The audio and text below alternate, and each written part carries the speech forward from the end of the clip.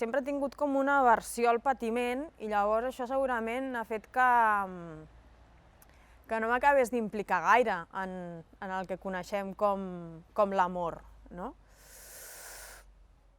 En un món d'incerteses i de canvis constants i d'inestabilitat, potser està bé poder aferrar-te a coses sòlides, i l'amor crec que ho és.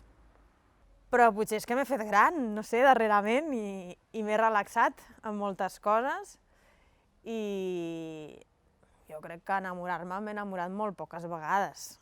Molt poques vegades. Es podria comptar amb això així. Però jo crec que ara puc dir que sí, que jo estic enamorada. I no em fa vergonya dir-ho. Vull dir que està bé.